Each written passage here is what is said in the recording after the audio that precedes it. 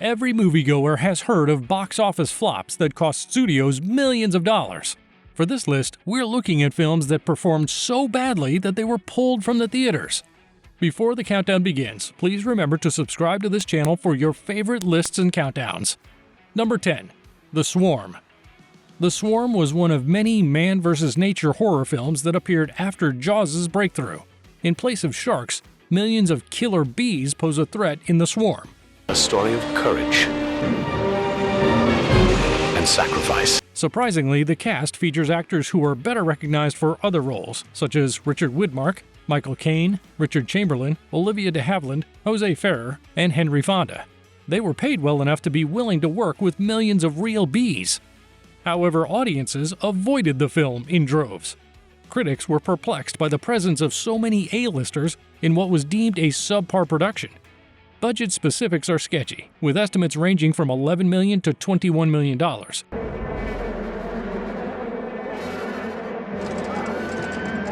With the majority of that going into bee wrangling.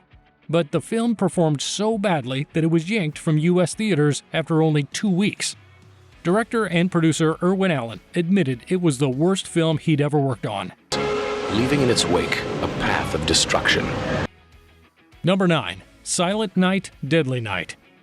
While today's parents wouldn't bat an eye at their children watching a movie in which Santa Claus is portrayed as a murderer armed with an axe, in 1984, things were different. Concerned parents voiced their disapproval of the premiere of the slasher film Silent Night, Deadly Night in November 1984, which featured a serial killer disguised as Santa and armed with an axe. The film's makers were publicly shamed by Gene Siskel and Roger Ebert, who gave a scathing review of the picture on their show. Distributor TriStar Pictures canceled the picture after 2 weeks of release due to negative feedback. At that point, it had already made $2.5 million, which was more than double its initial budget of $1 million. But its release on VHS and DVD cemented its status as a cult classic. You've made it through Halloween. Now try and survive Christmas. Number 8. Rise, Blood Hunter. Rise, Blood Hunter, an action horror film set in the world of vampires that was released in 2007, almost became a success. Hollywood heavyweights like Michael Chiklis, James D'Arcy, Lucy Liu, and Carla Gugino all made appearances in this era's wildly unsuccessful vampire flick. Creator Sebastian Gutierrez of Snakes on a Plane helmed the film, with Sam Raimi serving as executive producer. Its premiere was at the prestigious Tribeca Film Festival in New York, making it an outlier among movies in its genre. Rise, Blood Hunter, distributed by Samuel Goldwyn Films, opened to a disappointing $59,371 in 63 U.S. theaters. The film only generated $114,306 domestically, and even its $2.7 million in foreign earnings weren't enough to keep it in the black. Critics who did see Rise, Blood Hunter were unimpressed, calling it a cheap knockoff of better vampire films, and audiences agreed, as the picture was barely in theaters for 2 weeks before being pulled.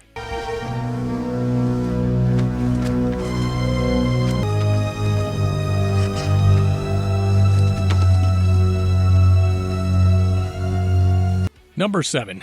Delgo. Delgo? At your service, Your Highness. Delgo, an animated fantasy adventure film that cost $40 million, didn't come out until December 2008, after 6 years of development. Famous actors like Freddie Prinze Jr., Val Kilmer, Malcolm, Jennifer Love Hewitt, and Michael Clarke Duncan lend their voices to the animated film. Delgo, being an unproven property, was entered into a variety of film festivals prior to its release to create some buzz. The plan failed. Delgo! You're alive! Although it opened in 2,160 theaters across the United States during the busy holiday season, Delgo only managed a meager $694,782 in its first weekend. After only 1 week in theaters, independent distributor Freestyle Releasing recalled the movie and ordered its removal. Delgo had the honor of being the film with the poorest opening weekend ever out of any film shown in more than 2,000 theaters in the United States. And its plans to be shown in foreign countries were scrapped. We cannot let this go unchallenged. Number 6. Swept Away. Director Guy Ritchie rose to prominence after the success of his crime comedies Lock, Stock, and Two Smoking Barrels and Snatch. After the success of Snatch, Ritchie wed Madonna, the Queen of Pop, shortly after. His first film with his new wife was a remake of a popular Italian romantic comedy from 1974 called Swept Away.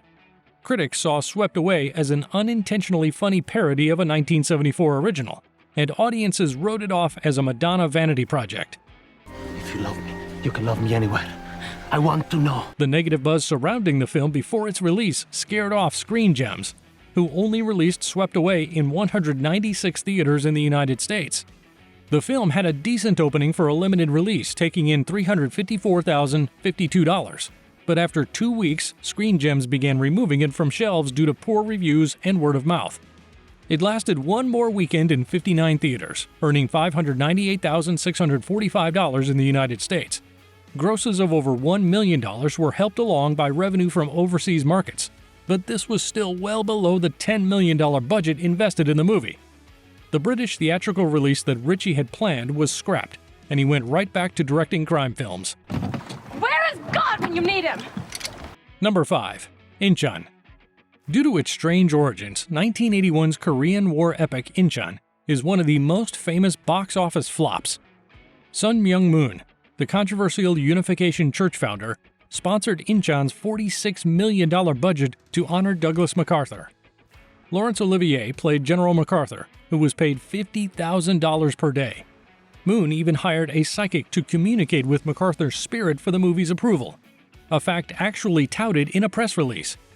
The production was shoddy. Despite the big budget, props and sets were cheap, and David Janssen died during filming.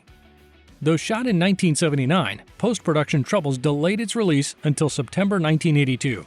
After 2 weeks, it was removed. It garnered $5.2 million in the US, despite being the worst movie ever. It was canceled for international release and never published on home media. Number 4. Honky Tonk Freeway. Director Don Boyd of Scotland came up with the ludicrous idea of making an ensemble comedy about the citizens of a Florida village who lobby the governor to construct an exit for the town's safari attraction. Honky Tonk Freeway's exorbitant $24 million price tag included paying a municipality to paint most of its buildings pink and hiring a water-skiing elephant named Bubbles and a cast of actors who undoubtedly had better things to do. No one was interested in seeing a film about strange town residents on the highway. I'm in a bank. I don't have to be nice. Due to murky rights negotiations, Honky Tonk Freeway was pulled from 629 theaters in the United States after only 1 week of distribution. I need you, and I want to make you happy.